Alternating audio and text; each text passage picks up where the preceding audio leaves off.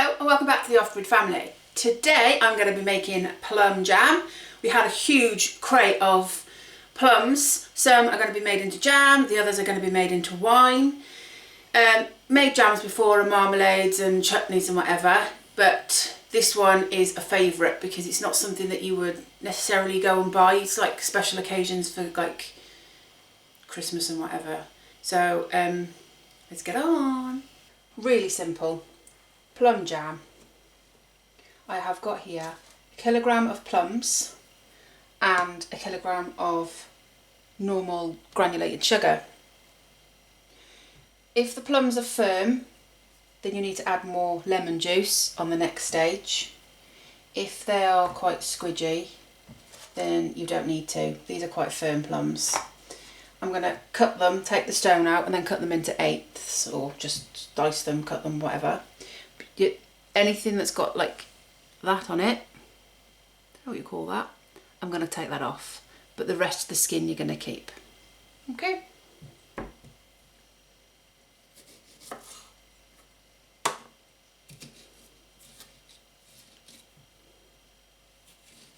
This is going to be left overnight with the sugar and water just to soak, and it will get all the sugars and the juices all work together. Oh, sorry about the noise. And you're just going to have it's a bit like a syrupy at the bottom, and then after 24 hours you're going to put them in the After 24 hours, all you're going to do is put it on to boil. You need it to be on a rolling boil, but I'll show you that process tomorrow or later on in the video.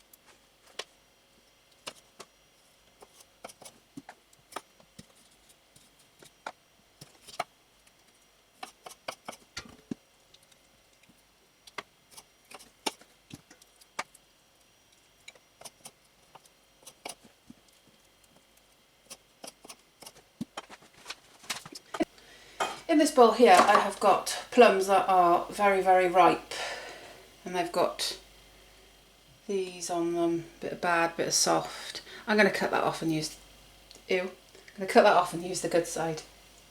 Maybe not that one.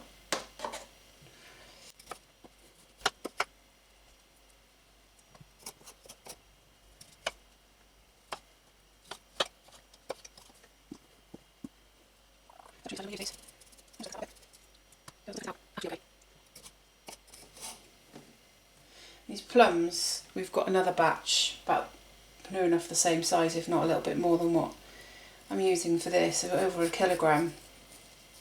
These were picked up for £1.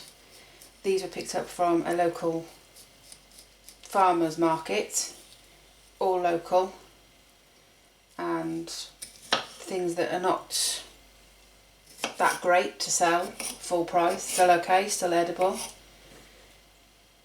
The farmer sells them off cheap,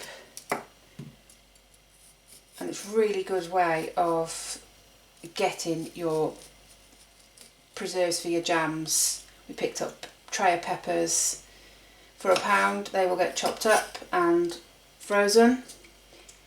Tray of carrots, they will also get chopped up and frozen. It just makes life a lot easier. Makes life a lot easier when you come to preparing dinner, especially when you've got a family and we're homeschooling still at the minute. It just makes life a lot easier when you can just go, right, okay, what we're having for tea, shepherd's pie, oh look, mash is already done, peppers are chopped up, 15 minutes, food's prepped. So now what I'm going to do, I'm going to go and wash my sticky hands. Okay, all I've got in this pan at the minute is the plums. So about 1 kilogram of plums. And I'm going to add 1 kilogram of granulated sugar, which I made out earlier. It's mad, isn't it, to see all that sugar in there. So that's going to go in there, like so. And I'm just going to add the water just to cover it. And this is going to be left overnight. Let's see if I can get you to come and have a look a bit closer. This is going to be left overnight to soak. And we'll come back to it tomorrow. Just going to give it a stir. Put the lid on it. And I'll be back tomorrow to show you the next step. Okay, so the plums have been soaking in the sugar water overnight. Now I'm going to add about two tablespoons of lemon juice, and then I'm going to put it on to boil. Now, because of the sugar water, you do not want to leave it for too long without stirring it. You want to stir it constantly because it will caramelise the sugars, and then that's a no-no. You got to start all over again, and the pan is to clean. So, come on.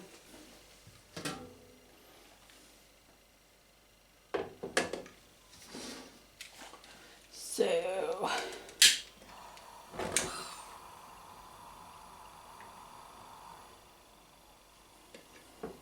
I'm going to leave the lid off for a minute. I'm going to add my lemon juice. 1 squirt or 2. And I'm just going to keep on stirring it. Because obviously the sugar has settled at the bottom. You can give it a stir, but you do not want the sugars to burn. So once the sugar's dissolved, you don't have to stir it as much, but you've still got to keep on stirring it. And then you want to put it on a rolling boil, and it'll get thicker. The water will reduce down. The juices will come out with plums, and it'll start to, well, get thicker like a jam. Okay, so this is on a boil. I'm not sure you can see the steam. So I'm going to turn it down now, and I'm just going to let it simmer until it's all reduced down, stirring it occasionally. Here we have my jar sterilising. I'm going to put them on a rolling boil, and my tongs are sterilising, but I've got to be careful because they're metal and they get absolutely scorching hot. And at the back is the plum jam that is ready. I've done the plate test. The plate test, you just want to put a cold plate in the fridge, put a spoonful of your jam or whatever you're making on the cold plate, put it back in the fridge, and then if it ripples, then you know that your jam will set. Okay, my jars are sterilised. I'm going to get them out, put them on a paper towel.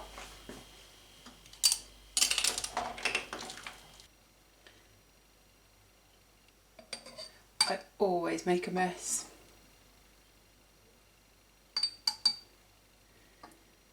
Wondering why I haven't got a funnel.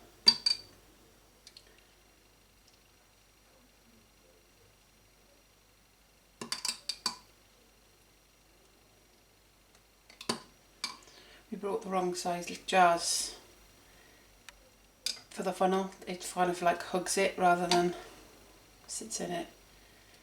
So it's a bit of a pain. Ah! Damn it. Every time. This plum jam is one of the easiest things to do because you don't need to buy jam sugar. If you're struggling to buy jam sugar, you know, this is one of the things that can be made because the plum skin has got the natural pectin in that you need. Same when you made the orange marmalade. When I made the orange marmalade. So it's something that is so simple, and they're store cupboard staples. You know, you've got sugar, water, lemon juice, buy your plums. Strawberry jam you need jam sugar for that because you need the extra added pectin in it. Not extra, the added pectin in the jam sugar.